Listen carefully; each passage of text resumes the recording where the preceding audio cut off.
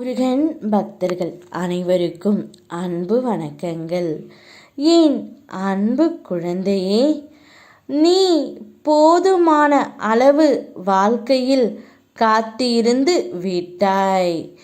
இனிமேல் நீ எங்கேயும் எதற்காகவும் காத்திருக்க அவசியம் இல்லாமல் நானே வந்து உன் வேலையை முடித்து தருவேன். இப்பொழுது உன்னுடைய துணை ஒருவரிடம் அவமானப்பட்டு தலை குனிந்து நின்று கொண்டு இருக்கின்றார். என்னப்பா சொல்கிறீர்கள்? என் துணை என்ன தவறு செய்தார்? அவர் ஏன் தலை குனிந்து நிற்க வேண்டும்? நானும் என்னுடைய துணையும் சந்தோஷமாகத்தானே இருக்கின்றோம். ஏன் அப்பா எங்களுக்குள் இப்படி ஒரு தண்டனை? அவரை எக்காரணத்து கொண்டும் யார் முன்னாடியும் தலை குனிய நான் விடமாட்டேன். என்னப்பா சொல்கிறீர்கள் என்று நீ என்னிடம் கேட்கின்றாய் தங்கமே. ஆம் தங்கமே, உனக்கு அவர் நல்லது செய்து செய்து விட்டுத்தான் இப்பொழுது தலை குனிந்து நிற்கின்றார்.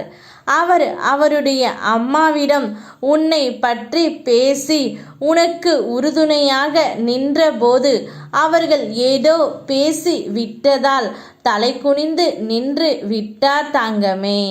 காரணம் நீயாகத்தான் இருக்கின்றாய். ஆனால் இதிலிருந்து ஒன்றை புரிந்து கொள் தங்கமே, உன் துணைக்கு உன்மேல் எவ்வளவு பாசம் என்று.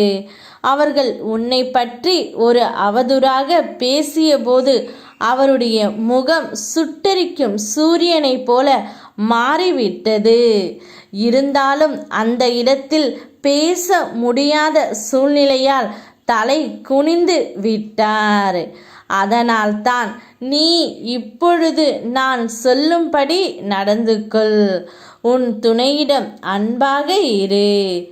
எப்போதும் உன் விருப்பம் போல் செய் அப்பா என சொல்லி என் மீது உன் பாரத்தை போடுவதை பார்த்து நான் மெழுகை விட மேலாக உருகி கொண்டு இருக்கின்றேன் தங்கமே.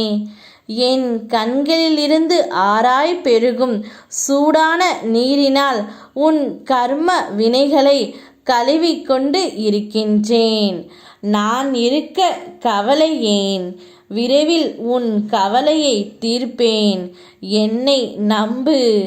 நீயும் உன்னுடைய துணையும் இணைந்து சேர்ந்து அனைவரும் முன்னிலையிலும் ஒன்றாக இணைந்து வாழப் போகிறீர்கள்.